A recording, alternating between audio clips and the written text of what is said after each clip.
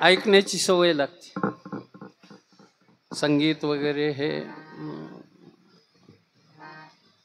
ऐकत जावं कधी कधी मोकळ्या टायमात वगैरे. आता टाईम नाही माणसाला मोकळा. म्हणा धावपळीचं युग आहे, गतिमान युग आहे.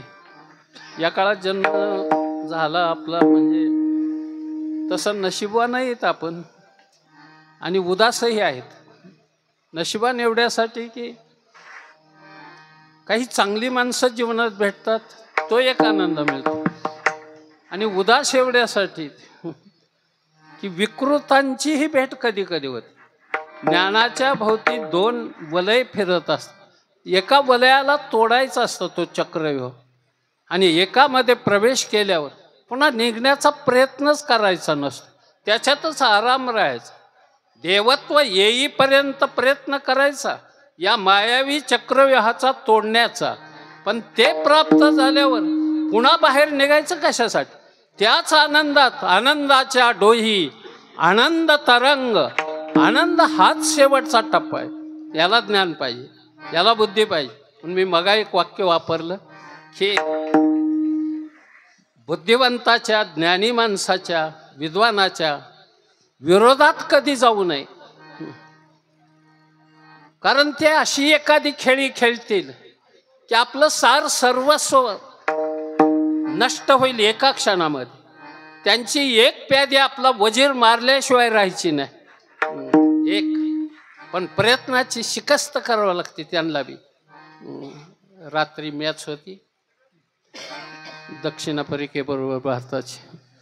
219 धावा काढल्या होत्या भारताने आणि त्यांना 220 धावाचं आव्हान होतं 20 सामन्यामध्ये. मला वाटलं 150पर्यंत, पाऊण 200पर्यंत हा संघ गारद होईल. पण चिकाटी पाहण्यासारखी होती त्यांनी. हो, इतकी पाहण्यासाठी की 209पर्यंत धावा नेल्या त्यांनी. फक्त 11 धावाने विजय म्हणजे सामान्य विजय मिळवू दिला.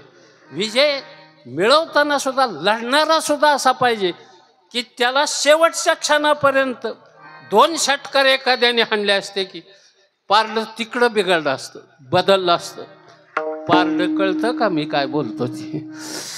एखाद्याच्या षटकारात ते लपलंय, एखाद्याच्या चौकारात लपलंय. हे बुद्धी आहे माणसाची. ही बुद्धी इतकी बरोबर आहे का मी आकडं सांगितलेलं? म्हणजे किती नाद असेल ह्या वयात. 78 चालू आहे आता, 19 पासून कालच्या 78. पण नाद म्हणण्यापेक्षा हे कंड आहे अजून मला. काय करायचे आता, जाईनाच संपनाच. नातवंड बघायला असतात, मी बी बघतो. पोरगा 3 पिढ्या संगच TV बघतात. मॅच असल्यावर कीर्तन बी सोडून देतो कारण लयच कंड. ते जाईनाच. तरी आता नात वगैरे म्हणतात आजोबा आता तुम्ही थांबा ना. त्याच वेळी थांबतो माणूस की बस. थांबण्यासाठी काय सांगावं लागत, किती वेळ लागतं हे नाही सांगता येत. लगेच थांबतच, इलाज नसतं त्याला. त्याला वय काय काहीच नाही. आईचं वर्ष श्राद्ध 10 दिवस अगोदर केलं एका नेत्यांचे. हो, 10 दिवसापूर्वी. आणि दिवाळीच्या दिवशी दुखायला आजारी पडला नेत. वाईस चेअरमन श्रीगोंदा कारखान्याचा, नागोडे कारखान्याचा. हो, काय राजे शिंदे बापू, हा जिजा बापू शिंदे. परवा माझंच होतं कीर्तन, त्याला प्रवचन ते दसकरेला. हे सगळं ऐश्वर्य. 4 मुलं 4 देशात, अमेरिकेत, कुठं रशियात, कुठं बाहेरच्या देशात. एवढं सगळं आयुष्य वाट पाहत नाही कोणाची. तू कोण आहेस? आज सध्या हयात पंचायत समिती सदस्य, कित्येक वर्ष व्हाईस चेअरमन. आणि काही नाही, ते तुमच्या माझ्या हातचं नाही रे, काही इलाज नाही झाला. थांबतो माणूस, तिथं थांबावं लागतं इच्छा असून. नाही आपल्या इच्छेवर जर असतं तर आपण नाही, आपण पराधीन आहेत. काही नाही आपल्या इच्छेने. अहो, झोप लागणं इच्छेने नाही, जाग होणं इच्छेने नाही, तर बाकीचं काय? किती प्रयत्न करा, झोप येत नाही एखाद्या दिवशी. गोळ्या खाऊ द्या तरी फॅनकडे बघतोच, कळलं. फॅन फिरवतो त्याला, त्याची विचारचक्र त्याच्याबरोबर. हो, ते झोपू देत नाही. आणि झोपलेल्याला कधी उठायचं याचं ज्ञान नाही. सगळं नियतीने आपल्या हातात ठेवलाय कारभार मायबाप. तो तुमच्या माझ्या हातात दिला असता तर वाटोळं झालं असतं. त्याने पराधीन ठेवलंय आपल्याला, तेच बरं आहे. कोणीतरी कवीने म्हटलंय, मला वाटतं गदिमानेच म्हटलंय, पराधीन आहे जगती पुत्र मानवाचा, दोष ना कोणाचा. घड्याळ काय जो आपण आहेत रातभर. आमचं तर घर रस्त्याला आहे, ती सारखं येता जाता. आणि तशात जर माईक हातात असला तर महाराज जाग आहेत का म्हणून बी विचारतात. काय करा, चांगलं आहे, बरं आहे. प्रयत्न केला पाहिजे प्रत्येकाने. त्या दोघांनाही शुभेच्छा माझ्या. पहिलं अभिनंदन मी करील तुमचं, काय बिघडत नाही त्यात. चांगली माणसं आहेत. सुखाने जगू दे आम्हाला, फक्त तेवढं दिलं म्हणजे बाद झालं. सुख मिळालं ना की एवढ्या ह्याच्यापेक्षा जास्त अपेक्षाच नाही आपली. काही नाही, ही विश्वासार्हता, हे ज्ञान आहे. पण परमात्मा सुखाचा आगर आहे. तो भक्ताला आपल्यासारखं बनवतो. फक्त ज्ञान पाहिजे त्याच्याकडं. ज्ञान नसेल नाही चालत. मी मगापासून एक विषयाचं प्रतिपादन करतो. ज्ञानाने, पांडित्याने, विद्वत्तेने माणूस जगतामध्ये श्रेष्ठ होतो. म्हणून एक विनंती आपल्या सगळ्यांना, फार संपत्ती नाही कमवता आली नका कमवू, पण आपल्या संतानासाठी अशी संस्काराची शिदोरी द्या मायबाप की तो जगतात कुठेही गेला तरी ध्रुव ताऱ्यासारखा चमकला पाहिजे. मायबाप ध्रुव ताऱ्यासारखा चमकला. संपत्ती किती हो, मगरपट्ट्यात 15 एकर जमीन होती एकाची. अंत्ययात्रेला 7च माणसं होती. काय बोलतोय मी, खांदा द्यायला माणूस नाही. ॲम्ब्युलन्सच्या त्या ड्रायव्हरनी एक खांदा दिला, तेव्हा ती मागचं पुढचं चालू झालं. तर काय असतं याच्यापेक्षा. अरे आपल्यासाठी कुणीतरी यावं, त्याच्यासाठी दुसऱ्यासाठी जावं लागतं मायबाप. आपल्यासाठी तसं कोणी येत नाही, कोणीच येत नाही. आधी जावं लागतं, दुसऱ्यासाठीच करावं लागतं. अण्णांनी त्याग केला समाजासाठी, पाहुण्यासाठी. त्यांचं प्रेम संपादन केलं अण्णांनी. म्हणून हा समाज एवढा मोठा जमा झाला ना. हा समाज कशासाठी कोणासाठी येत नाही, त्या दिलेल्या आपल्याला मिळालेल्या त्या भेटवस्तू ज्या प्रेमाच्या आहेत त्या परत करण्यासाठी येत असतो समाज मायबाप. त्या कमी अधिक प्रमाणात असतील, पण भगवान परमात्म्याकडे गेलेला भक्त, तो भगवान परमात्मा भक्ताला आज अव्यय आनंद नित्य निरामय हे स्वरूप देऊन टाकतो. म्हणजे आनंदी बनवतो. आणि आनंदी बनवण्यासाठी फक्त प्रभूचं गोड नाव घ्यायचं. विठोबा रखुमाई, विठोबा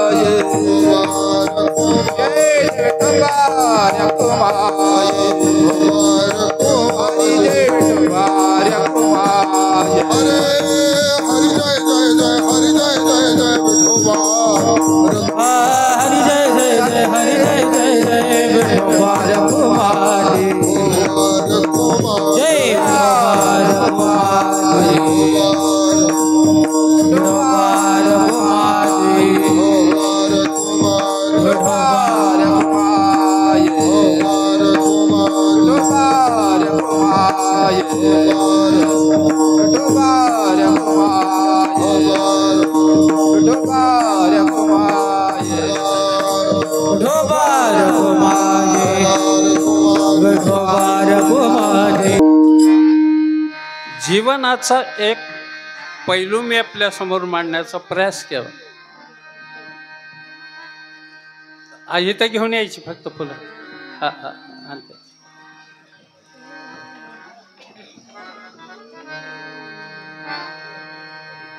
जीवनाकडे पाहण्याचा दृष्टिकोन आपला हा सजाती असावा किंवा विजयाती असावा. या दोन विभाजनामध्ये सकारात्मक जी दृष्टी आपल्याला ईश्वराने दिली त्या दृष्टीकडे पाहून जीवनाची वाटचाल करायची. फार प्रयत्न केला आणि म्हणून मी एक गोड वाक्य वापरून गेलो आपल्याशी.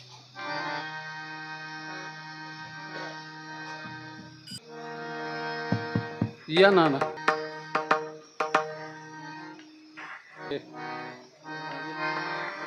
असं नाही तसं वेळेतच आला तुम्ही.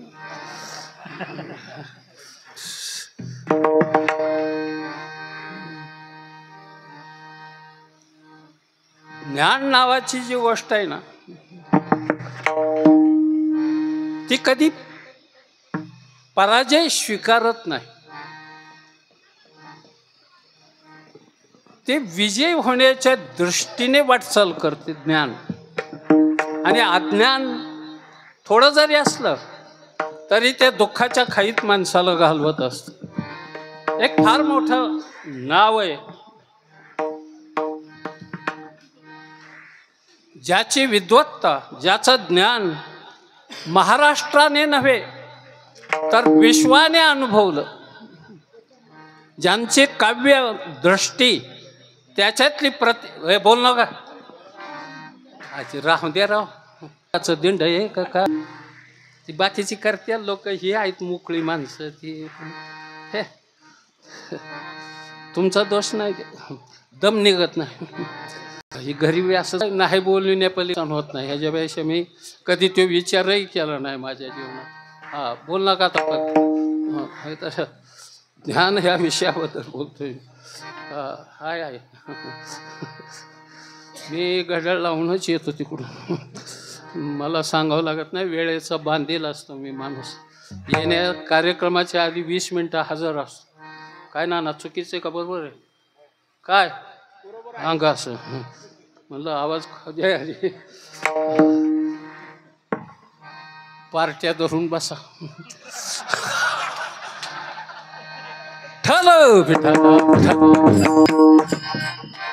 मी काय दुसऱ्या नद्यांचं पाणी पिलोय काय?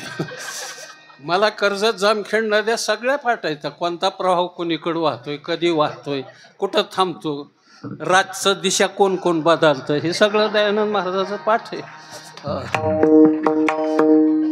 78 वर्ष घाललेत तुमच्या लोकात. मी ह्यांच्यात कमी घालवलं मी टाळकर, पण तुमच्यातच राहिलो सारखा. म्हणजे सगळं पाणी माहीत. फक्त एक गोष्ट पाळली मी माझ्या आयुष्यात की माझा हात मी भ्रष्ट होऊ दिला नाही त्यांच्यावर राहून सुद्धा. मायबाप कधीच नाही. हो कोणीही सांगायचं की दयानंद महाराजाच्या हातावर 1000-500 रुपये ठेवले म्हणून घेतलंच नाही मी त्यांच्याकडून. मला माहीत आहे ही नरकाला नेत्याला मला पैसे हे सुख लागून द्यायचे नाही. तर सुख नाही लागले. मी भिक्षा मागितली गोसाईच आहे मी. मला काय भिक्षा मागणं लय अवघड नाही. पण ज्याच्याबद्दल बोलतोय की ज्याने हिंदुस्थानातलं एक महाकाव्य लिहिलं त्या महाकाव्याचं नाव होतं मेघदूत. त्या कवीचं नाव होतं कालिदास. ज्या कालिदासाने मेघदूत लिहिलं उपमा कालिदासास्य म्हटलंय. श्रृंगार आणि वीर अद्भुत भयानक बिभत्स नवरसाचं भरतं आणलं मायबाप त्या काव्याला. काही काव्य अशी होऊन जातात की त्या काव्याने संपूर्ण विश्व हे प्रकाशित होतं, आनंदी होतं, सुखदायी होतं. असं एक सुंदर काव्य मेघदूत. मेघदूत म्हणजे तरी नेमकं काय? मेघाच्या द्वारे प्रेयसीला निरोप पाठवणाऱ्या प्रियकराची कथा आहे त्याच्यामध्ये. काय बोललो मी? अशी संकल्पना शेक्सपियरच्याही कुठल्याही नाटकामध्ये पाहायला मिळत नाही मायबाप. इतकं कालिदासाचं हे नाटक पाहिलं हो मेघदूत की बस पण मोठी माणसं, कलाकार माणसं, ज्ञानी माणसं थोडी लहरी असतात, आणि काही लहरी माणसं थोडी छंदिष्ट असतात, आणि काही छंदिष्ट माणसं पुढं पुढं भांगिष्ट होतात. कळलं तुम्हाला? हा क्रम आहे त्याचा. छंदिष्ट माणसं, मोठी माणसं थोडंसं व्यसन. कालिदास विद्वान होते, पण नाच गाणं पाहण्याचा नाद होता. कळलं?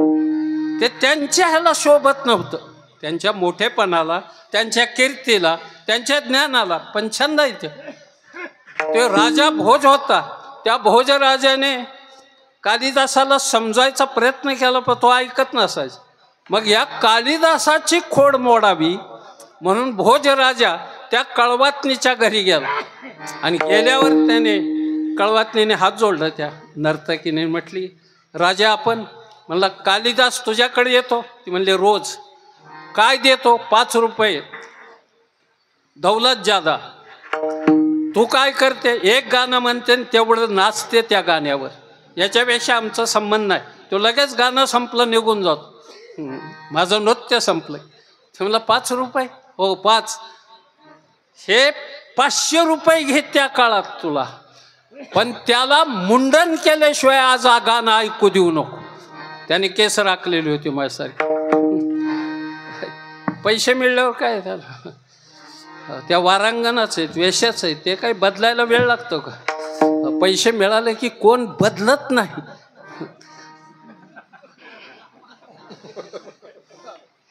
जाऊन द्या, समजून घ्या सगळं. मला मारत्याल माणसं. या चिकडे बाजूला या.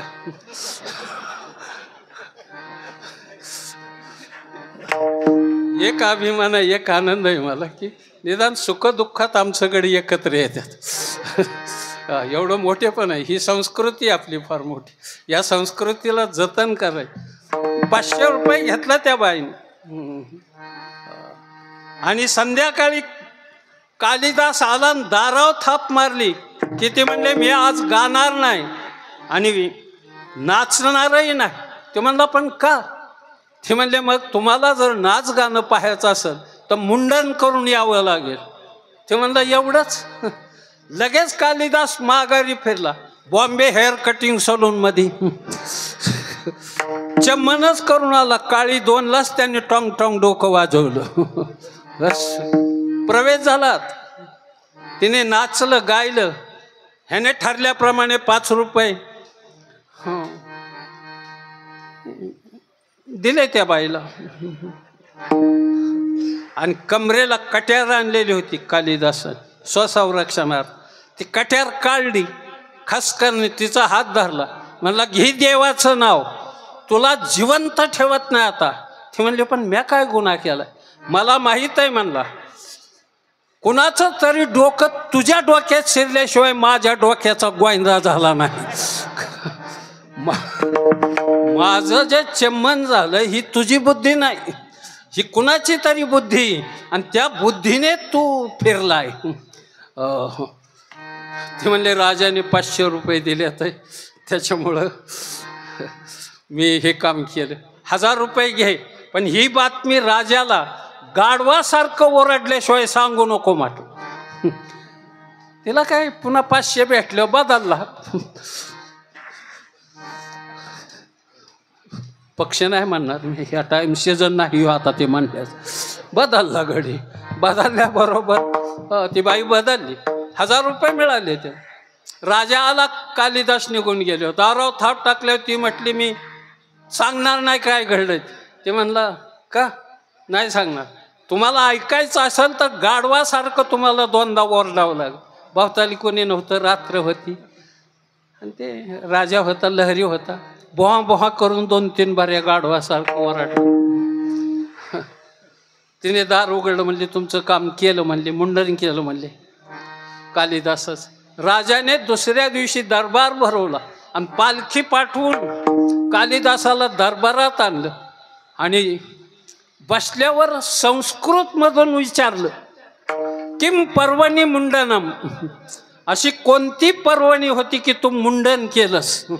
त्याच्यावर कालिदासाने दिलेलं उत्तर फार मार्मिक. ते म्हणतात, राजा गर्धब गायंती. कळलं तुम्हाला? राजा गर्धब गायंती तत्र पर्वणी मुंडनम. राजे लोक गाढवासारखे ओरडायला लागले की आम्हाला पर्व काळ. तो म्हणला तेरी चूप आणि मेरी चूप. म्हणला मग दोघं बी गपचूप आता इथून पुढं. ह्या विषयावर पडदाच टाकायचा. ज्ञानी माणसं कधी पराभूत होत नसतात, ती उरत असतात, ती फक्त कीर्तीने उरतात मायबाप, हे सांगायला शेवट. No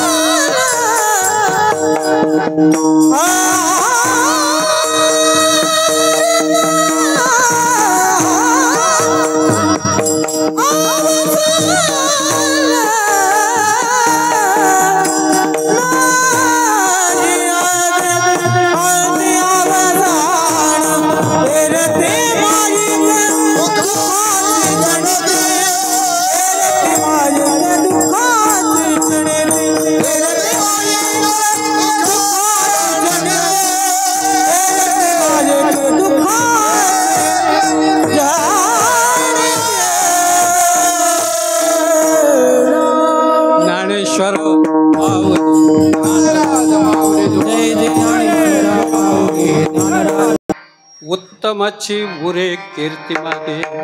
अण्णांनी आपल्या कर्तृत्वाने, आपल्या महत्त्वाकांक्षेने, आपल्या पुरुषार्थाने आणि आपलं लौकिक जीवन जगताना अनेक पदांचा अनुभव घेत घेत इतरांनाही त्या पदापासून जे काही सुख देता येईल तेवढा देण्याचा प्रयत्न अण्णांनी केला. आणि त्याच्यामुळं अण्णांची ही कीर्ती दिगंताला पोहोचली. काही ना कीर्तीबद्दलही काही वाटत नाही आणि अपकीर्तीबद्दलही काही वाटत नाही. दोन्हीबद्दलही अनभिज्ञ आहेत काही माणसं. कीर्तीबद्दलही काही नाही आणि अपकीर्तीबद्दलही काही नाही. यंदाच्या पावसाळ्यात मराठवाड्यात एका गावची नेत्याने पावसाचा लाईट गेलेल्या अंधाराचा फायदा घेऊन एका जणाचं घर फोडलं. 4-2 दगड काढून एक गावाचं पोत वडीत होता. कुत्री भुकली, धरला, ठोकला लोकांनी अंधारात. कुणी तोंडाला काळं लावलं, एकाने न्हावी आणला, नेमं डोकं बहादरलं, निमी दाढी निम मिशी काढली, गाडवावर बसवला उलटा, शेपटाकडं तोंड करून, ढोल ताशावर त्याची धिंड काढली गावातून. दिवस उगवता ती धिंड त्याच्या दारात आली होती. त्याची बायको सडा टाकून रांगोळ्या काढीत होती. उलटा बसल्याला सुद्धा गडी ओळखला त्याने की हा आपलाच आहे, गोळकोंड्याच्या खाणीतून जन्माला आलेला कोहिनूर हिरा. धडा जमिनीवर डोकं आपटलं त्याने आणि पळत जाऊन नवऱ्याचं पाय धरलं. नाथ, एका पोत्यासाठी किती मार खाल्लाय तुम्ही, अंग सुजलंय तुमचं. त्याने गाडवावर बसल्या बसल्या बायकोला लाद घातली. रडायला काय रोग आलाय म्हणला. अशी काय महिनाभर मिरवणूक चालायची. आत्ता येतो येडा मारून म्हणला. जणू विधानसभेला निवडूनच आलाय. काय वाटतच नाही काही ना काही. कीर्तीबद्दलही काय नाही. म्हणून शहाण्याने तवचे जे आवे, जवा अपकीर्ती अंगा न पवे. आणि एकच विचार जाता जात स्वाभिमानाने जीवन जगा, ताठमानेने जीवन जगा. लाचार जीवन जगू नका मायको. लाचारी ही फिरिस्त्या कुत्र्याच्या दारात भाकरीच्या तुकड्यासाठी लाल गाळीत उभा राहत तसलं आयुष्य जगण्यापेक्षा वाघा सिंहासारखं थोडं आयुष्य मिळालं तरी स्वाभिमानाने जीवन जगायला शिका. म्हणून एकच विधान आहे, सरस्वतीच्या पुत्राने कधी आचार सोडायचा नाही आणि लाचार बनायचं नाही. मायबाप, लाचार बनायचं नाही. लाचारी माणसाला कमकुवत करते, बुद्धिभ्रष्ट करते, न्याय नीती आणि धर्म याच्यापासून लांब नेते. न्याय नीती आणि धर्म याचा विचार करून आपल्याला ईश्वराने दिलेलं जे सत्व आहे, जे आपल्याकडं इच्छाशक्तीने देणारं दान आहे, ते योग्य ठिकाणी आपलं दान देऊन आपलं जीवन कृतार्थ करा, हीच प्रार्थना आहे. आपल्याला द्यायला काय, ही सेवा अण्णांच्या चरणी विनीत भावाने समर्पित करतो. एक दोहा जाता जात, दिल किसी से देना नहीं, दिल किसी से देना नहीं, दिल से देना दिल. नहीं मिला तो नहीं मिला, पर कम दिल से मत मिल. ये विठ्ठल